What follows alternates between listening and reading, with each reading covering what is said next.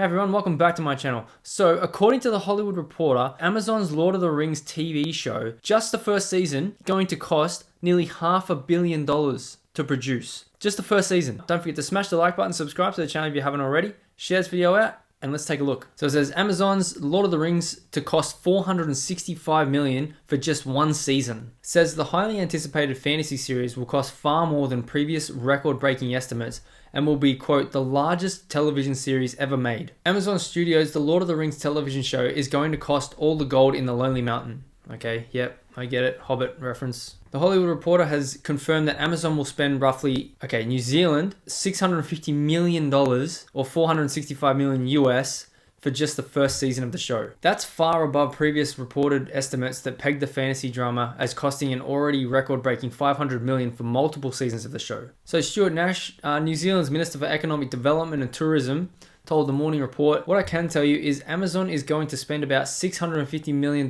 in season 1 alone. This is fantastic, it really is. This will be the largest television series ever made. Ever made. Okay, so the figures were released as part of a New Zealand government's Official Information Act and initially reported by New Zealand outlet Stuff. The documents also confirm the studio's plan is to film potentially 5 seasons in New Zealand, as well as possible as yet unannounced spin-off series. Well, they could do a Galadriel series, they could do an Anatar series, they could do, they could do whatever. Because this is supposed to deal with the Second Age and Numenor, so who knows what they could do with this. But they have to stay within the bounds of canon. Otherwise, the Tolkien estate has all veto powers on story if they go too far out of Tolkien's vision. By comparison, HBO's Game of Thrones costs roughly $100 million to produce per season, with its per episode cost starting at around $6 million for season 1 and eventually rising to around $15 million per episode in season 8. It's worth pointing out that the budget for subsequent seasons of Lord of the Rings could be far less than the season 1 number.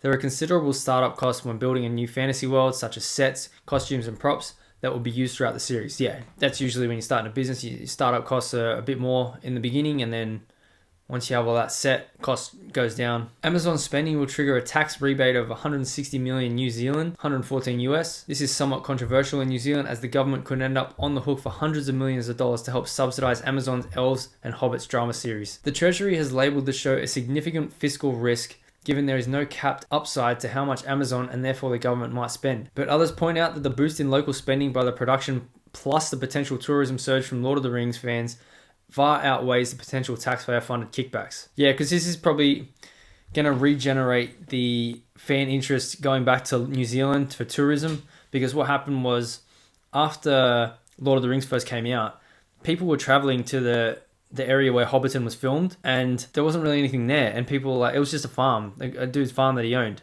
nothing really there. So what happened was when The Hobbit came out, when they rebuilt all the sets for The Hobbit at the same place, they left everything there, and now it's a full-on tourism attraction where you can go and eat at the Green Dragon, the inn. You can sit where the party was at Bilbo's party. This is going to drive tourism back to New Zealand now, obviously with New Zealand's got such an amazing landscape to see just in the movies of Lord of the Rings alone. If they just keep it in the same vein as the movies with the amount of scenery there is, this is definitely going to drive tourism back to New Zealand when tourism can happen, I guess. So Amazon picked up the rights to Tolkien's beloved Middle-earth franchise in 2017, and early on it was estimated the show could end up eventually becoming the world's first TV show to cost $1 billion after factoring into the rights deal, production and marketing for multiple seasons.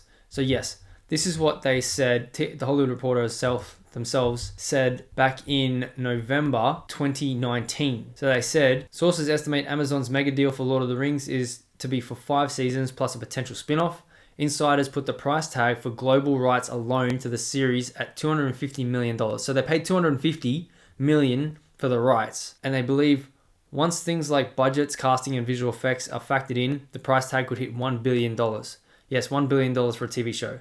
So apparently the first season is going to end up being $465 million. So they're almost halfway at their cost on just one season. So if they're going to do 5 seasons, well, it's going to go way over that. So it's currently in production and planned for debut later this year. Now, here's my issue with the show in itself. So they say the show's large cast includes all these people, but the problem was early on you had people leaving like Will Poulter, and then once we heard Tom Shippey, the Tolkien scholar who's behind keeping continuity and canon with everything that's made with Tolkien and stuff like The Hobbit and Lord of the Rings movies, once he was gone, man, I lost a lot of hope for this show. And then once I saw this, Tom Budge, once I saw this a month ago, back in on March 15, when Tom Budge left the production and the way he left it, it says, "Hello loves, it is with great sadness I'm writing to tell you I've departed Amazon's Lord of the Rings television series. After recently seeing the first episode shot over the last year, Amazon has decided to go in another direction with the character I was portraying." Now what that means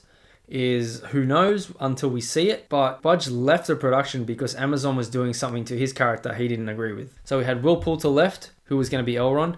We've had Tom Shippey left. John Howe was told he was no longer needed, so John Howe the artist. Then we had producers have left, and now Tom Budge. Tom Budge is gone. I've pretty much lost all my hope for this show. I don't know what they're gonna do with it. Even though the Tolkiens have veto powers, like the amount of stuff that's going on with this at the moment, and this final one here, with Budge saying Amazon's decided to go in another direction with the character he was portraying. I don't know. So Amazon's Lord of the Rings series is going to cost nearly $500 million just in its first season alone. It's going to be at 650 million New Zealand, because that's where they're filming it, and the most expensive TV show ever made. But with all the things that have happened already, I don't have much hope for this show going forward with all the people who have left, the production. I don't know. Anyway, it's going to cost a hell of a lot of money, and let's see if it pays off for them. Anyway, let me know your thoughts in the comments below. Be sure to smash the like button, subscribe to the channel if you haven't already. Share this one out, and I'll see you in the next one.